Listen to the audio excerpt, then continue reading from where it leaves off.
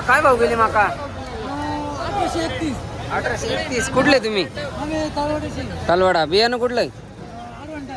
आडवंटा. का आवरेज दिले एकरी? अमृत काय आता जे ते बरं आहे आता काय. यंदा आवरेज नाही मार्केट. आवरेज नाही यंदा. यंदा अमृत नाही, काहीच नाही. परवडलं का माका? परवडले यंदा. परवडलं, भाव नाही, काही नाही. काय अपेक्षा आहेत तुमची? काय भाव जायला पाहिजे? मागच्या वर्षी होती 2200, 2300, 2400. या वर्षी 1700 न 1600 रुपये जावळाली.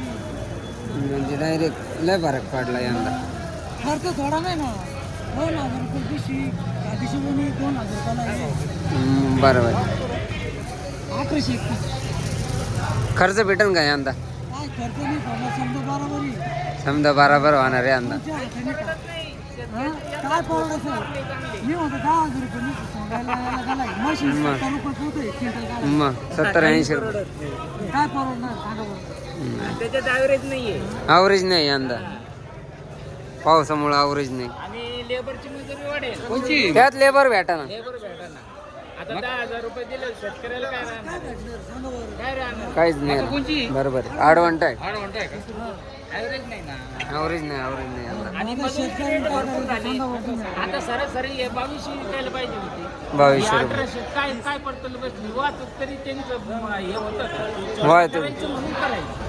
नाही फ्युचर तुम्हाला काय वाटतं? पुढची पिढी शेती करेन का जर असं चालू राहिलं? अशी जर पोझिशन राहिली तर काय होईल? पडीत राहते. पडे राहीन पण शेती करणार नाही. बरोबर आहे. बरोबर आहे. लेबर जर सर्व शेतकऱ्याला भारी आहे. आता पुढल्या पिढीला वाटत मग मजुरी केल्यानं काय बिघडणार आहे? बरोबर. मजुरी भारी आहे शेतकऱ्याला. हं?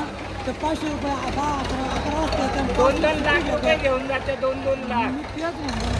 मग बरं त्याला घ्यायला गाडी, आणायला गाडी. आणायला गाडी. बरोबर आहे. काय?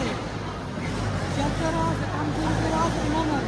शेतकरी बस शेतकरी कोणाचं लक्ष नाही. काय लक्ष आहे सांगा बरं. नाही. कांद्याला भाव नाही, डाळला भाव नाही. ते शेतकऱ्यांनी शेती केली तर लोक खाणार काय? लोकांना हे कळायला पाहिजे ना. ते शिकाय पर्याय द्यायला सांगा बरं. मग हं? बरं तुम्हाला सांगतो आता औषधं झालं, खादी झालं, निम्मी आहे. हं? मग हं. काय तरी शेतकरी. लोकांना फक्त शेतकऱ्याचे पैसा एक भाव वाढल्यावर पैसा दिसतो. हा पैसा भाव दिसतो पण माल निघला पाहिजे ना. माल निघला पाहिजे त्यांना. मग याच्या मागचं कारण कुठं माहिती? काय आहे? आता जे ते बरं आहे.